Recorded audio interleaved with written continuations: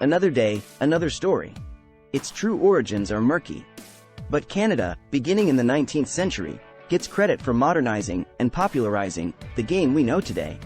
The origins of ice hockey may date to stick and ball games played during the Middle Ages or even ancient Greece and Egypt. Some believe the game evolved from the ancient Irish game of hurling. But ice hockey's beginnings, like those of many other sports, remain murky. Welcome to Taboo Eminent Channel. The invention of hockey is not attributed to a single individual. Rather, it has evolved over time through various forms and regional variations. The modern sport of ice hockey, as we know it today, developed in Canada in the late 19th century. Early forms of hockey can be traced back to several cultures, including indigenous peoples in North America who played games on ice using sticks and a puck-like object. European immigrants to North America also brought with them various stick and ball games that contributed to the development of modern hockey.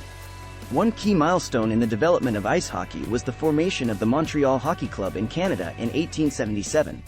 This club established some of the early rules and organization for the game.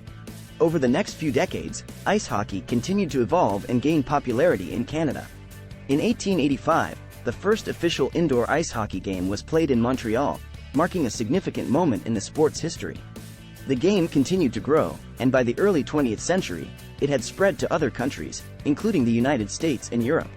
So, while no single person can be credited with inventing hockey, it is the result of a collective evolution of various stick and ball games on ice, with Canada playing a significant role in shaping the modern version of the sport. There's a painting in the 1500s of people playing something on ice that looks like hockey, says Phil Pritchard, curator at the Hockey Hall of Fame in Toronto. They even had sticks. The modern sport's closest ancestor may be chimiare, or shinty, a stick and ball game played on ice in the early 1600s in Scotland. In the mid-1700s, a game called bandy was played on ice on the eastern plains of England. In the winter, players competed with iron skates on ice that formed on the flooded meadows and elsewhere. That game spread to London and then in the 1850s to eastern Canada, where it was played by British soldiers. In the 19th century, Native Americans in Canada played a similar game. In the heart of a harsh Canadian winter, a group of young boys gathered on a frozen pond, their breath turning to frosty clouds in the crisp air. They were armed with wooden sticks and a crudely carved wooden puck, ready to engage in their favorite pastime, pond hockey. Little did they know that their frozen escapades would one day evolve into a global phenomenon. It was the late 19th century, and Canada was a land of vast forests and frozen lakes. The indigenous peoples of the region had long played games on ice, using sticks and round stones, each game a reflection of their culture and traditions. These early forms of ice games served as a foundation upon which a new sport would emerge. As European settlers began to arrive in Canada, they brought with them their own stick and ball games. Some played variations of field hockey on the ice, while others embraced elements of games like shinny and bandy, which had their roots in Europe. These diverse cultural influences began to meld and shape a uniquely Canadian winter sport. In 1877, a group of young athletes from Montreal founded the Montreal Hockey Club, one of the first organized ice hockey teams in history. They sought to formalize the rules of the game they loved and establish some order on the ice. Their efforts gave birth to an organized version of the sport that would set the stage for its future growth. The early games were rough and unrefined. The puck, often a frozen piece of cow dung or a wooden block, was hard to control on the uneven ice. Players wore little protection, and fights were common. But the spirit of competition and the joy of gliding on ice drove these pioneers to persevere. In the small Canadian town of Kingston in the late 1800s, winters were long and harsh, but they brought with them a unique form of entertainment, pond hockey. The town's frozen lakes and rivers became the canvas upon which a group of friends would etch their love for the game that would one day captivate the world. Among these friends were two inseparable comrades, Thomas and William. From their earliest memories, they had been drawn to the thrill of chasing a wooden puck across the icy surface. It was on one of those frigid mornings, as the sun barely peeked over the horizon, that their love for hockey took root. Thomas's father, a skilled carpenter, crafted their first pair of wooden sticks. They were crude but functional, and the boys cherished them as prized possessions. Their friends joined in, and soon, they had a makeshift team, with Thomas and William as the ringleaders. Their games on the pond were spirited and often lasted until dusk, with only the waning light to dictate when they should call it a day. There were no referees, no coaches, and no formal rules, only a shared understanding of fair play and the joy of skating.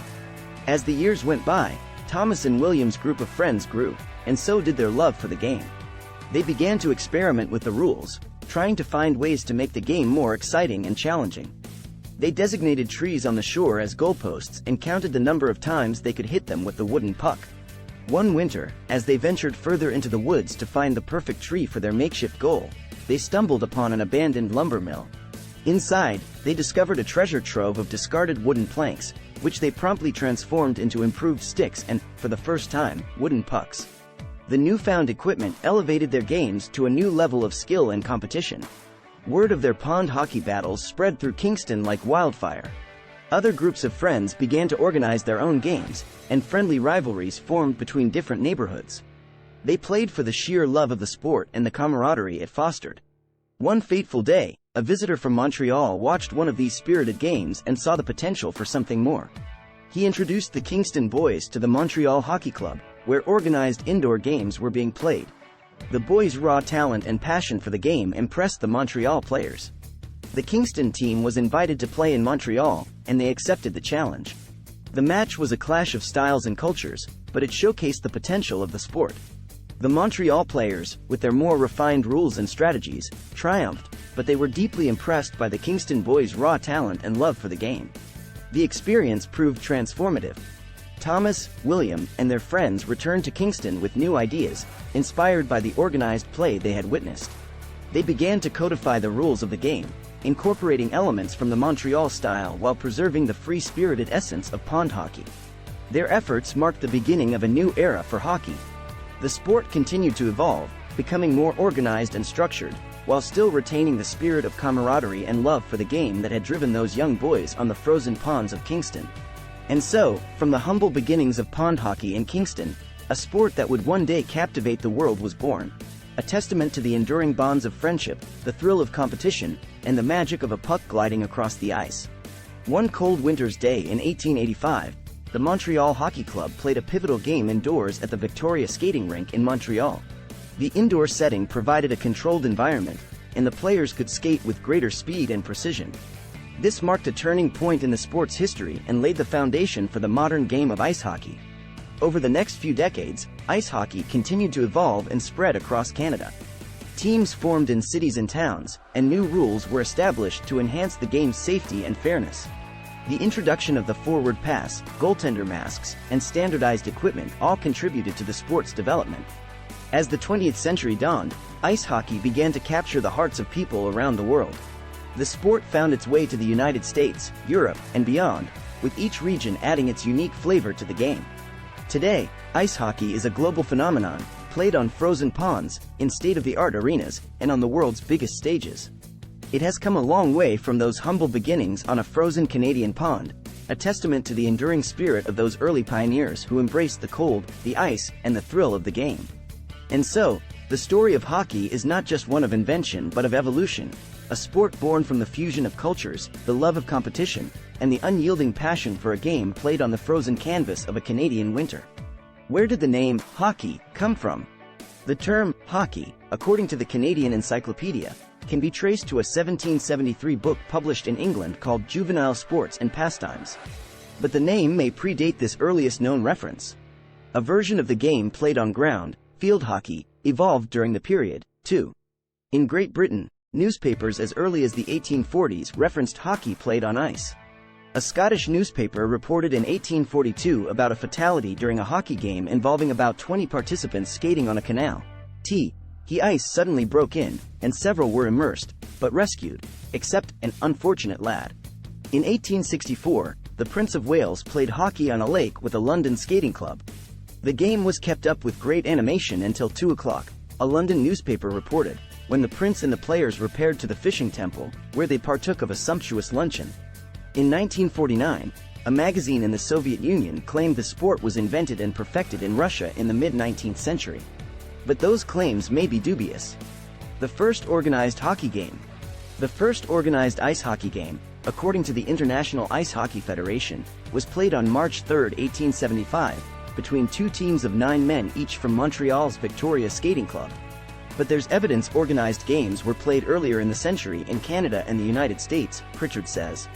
In the 1875 game, The teams played using a flat, wooden block, a cousin of the modern puck made of vulcanized rubber, so that it should slide along the ice without rising, and thus going among spectators to their discomfort, the Montreal Star reported. Previously, the game often was played with a wooden or rubber ball. Added the Star about the first game. The game is like lacrosse in one sense, the block having to go through flags placed about 8 feet apart in the same manner as the rubber ball, but in the main, the old country game of shinty gives the best idea of hockey. By 1899, ice hockey had become popular in northeastern United States. No special attempt to reach the sport-loving element. It has advanced steadily, numbering its enthusiasts by thousands last winter, where 2 seasons ago they could hardly have been counted by hundreds. The Montreal Gazette reported about the interest in the New York City area. Canada becomes epicenter of ice hockey. Although ice hockey did not originate in Canada, it became one of the country's national sports. In the late 19th century, organized leagues formed in Canada, where rules for the sport evolved, including the size of the net and number of players on ice at one time, 6 per team with a goaltender. Canadian rules, including the use of a rubber puck, eventually were adopted worldwide. In 1920, a team from Canada won the first Hockey World Championship, held at the Winter Olympics in Antwerp, Belgium. In 1917, the National Hockey League formed with 4 Canadian teams. In 1924, the Boston Bruins became the first American team in the NHL, which has expanded several times over the years. For more than 100 years, the NHL has been the world's preeminent professional hockey league. The NHL even awards its Eastern Conference champion the Prince of Wales Trophy, a nod to that 19th century Royal Ice Hockey competitor. Thanks for watching. Request you to subscribe the channel.